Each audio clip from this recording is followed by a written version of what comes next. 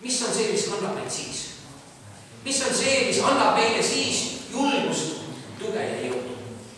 Väga paljud filosoofid on arutanud Jumala üle ja on väitnud Jumala kohta, et teda ka olemas ja nii edasi. Aga kui surm on olnud silme ees, on paljude ütluseks olnud just midagi sarnast. Tühjus on minu ees, ma olen raisanud oma elu.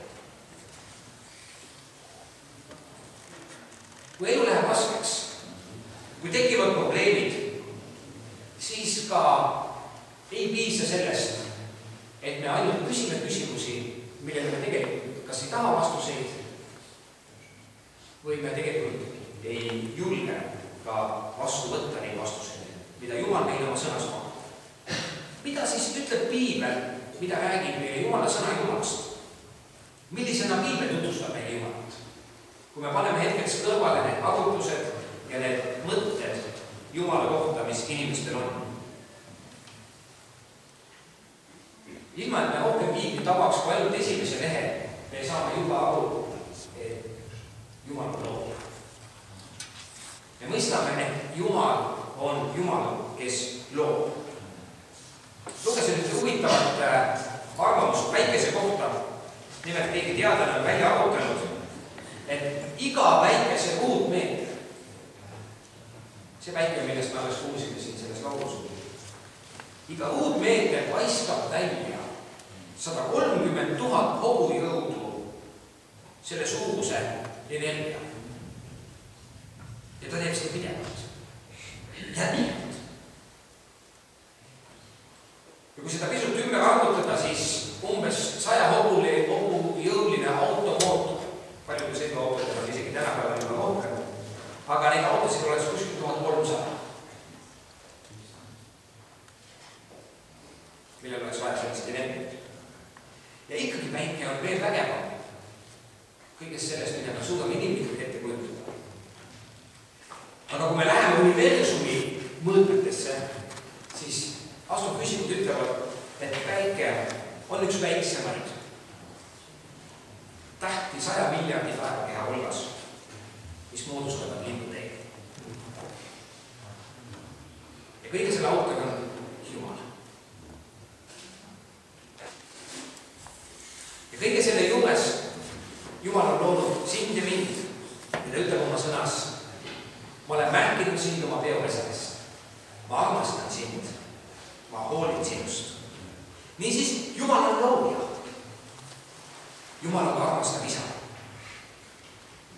Jumal armastab sind, sõltumata sellest, milline on sinu minevik, milline on sinu olevik. Ta armastab sind tingimusega. Ükskord üks isa vestleb ühe oma armsa pojaga ja ta ütleb talle, ma armastan sind. Ta ütleb, ma armastan sind siis, kui sa oled headus. Siis ma teen seda rõõmsustama. Aga ma armastan sind siis, kui sa oled sõna kuulnud. Ainult, et siis ma teen seda kuulmustama. Jumal on armastus ja ta armastab sind. Kui sa hetkeks suudad seda mõelda, ta ei armasta mitte sinu naabrit, sinu pastorit, teist koguduse liiget, kellel läheb hästi täna, isegi võib-olla selles majanduslanguses, aga sinul mitte nii hästi. Jumal armastab sind ja ta hoolib sinust. Ja ainukene viis, kuidas sa saad tema armastusest ja tema hoolitsusest osa, on see, et sa avad oma südame temale. Ütled Jumal, ma tahan sellest osa saada. Ma ei oska, aga Jumal, ma avan ennast sulle. Ja see teeb õime, sest Jumal armastab sind. Ja kui sina avad oma südame, siis Jumal oma armastusega tuleb ja täidab sinu südame, täidab sinu elu. Ja sa võid kogeda seda, et millised iganes ei oleks sinu elu olukorrad ja tingimused sinu ümber. Sa enam ei sõltu nendest, vaid sa sõltud Jumalast, kes hoolib sinust. Piibel näitab meile ka, et Jumal on Jumal, kes on igavene. Tal ei ole algust ja tal ei ole lõppu. Ta on alati olnud jääb alati olema. Ja just selles loetud tekstis siin apostel Paulus kirjutab ka nendest inimestest, kes on selle igavese Jumala kummardamise vahetanud asjade kummardamise vastu. Jah, ta kirjutab siin erinevatest ebajumala kujudest, mida inimesed tollel ajal kummardasid. Ja me mõtleme, et ei, tänapäeva inimene ometi enam ei teegi mingisuguseid ebajumalaid. Tõsi ta on, et jah, me võib-olla ei näe neid erinevaid ebajumala kujusid tänapäeva mõtledel. Küll aga ometigi on nii palju seda, mille järel inimesed jooksevad, leidmata tegelikult sellest naudingut, rõõmu ja rahu, mis kestaks. Jah, ajutist naudingut kindlasti väga paljud asjad selles elus pakuvad.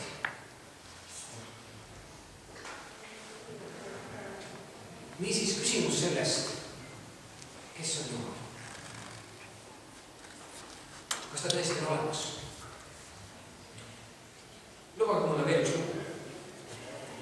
Üks ülikooli professor ühes oma loengus esitab oma õpilastele just sarnase retoorilise küsimuse. Kas Jumal tõesti lõi kõik, mis on olemas? Üks tudeng tõuseb püsti keset klassiruumi julgelt ja ütleb, jah, ta tegi seda. Ta lõi kõik selle, mida me võime näha ennast ümber.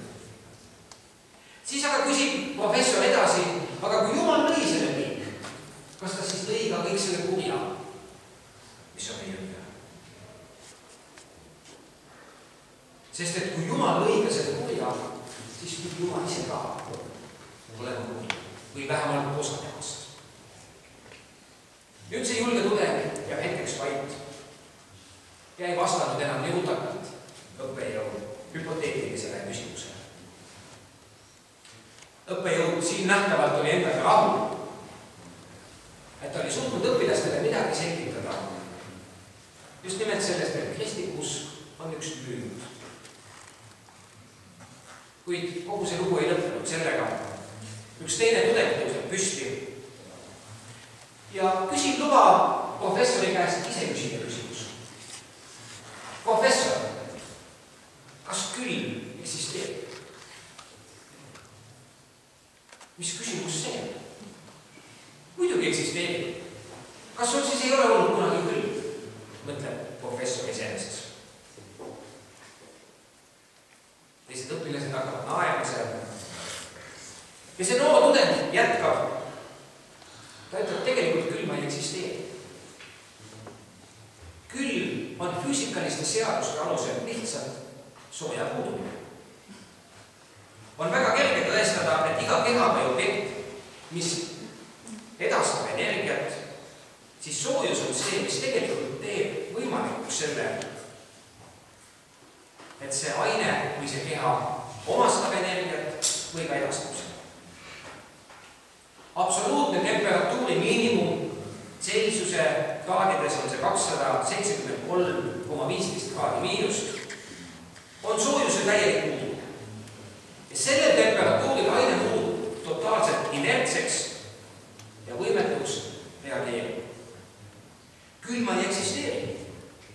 Inimesed on lihtsalt loonud sõna, et selgitada soojuse puudumist. See õpilane jätkab. Ta küsib, professor, kas pimedus eksisteerib? Loomulikult eksisteerib. Vastab professor. Kuid see julge tudeng jätkab ja ütleb, professor, teil on järjekordselt vale. Pimedust ei ole olemas. Pimedus on lihtsalt valguse puudumine. Valgust me võime uurida, aga mitte pimedust. Me võime kasutada Newtoni prismat, lastes valguse sellest läbi paista.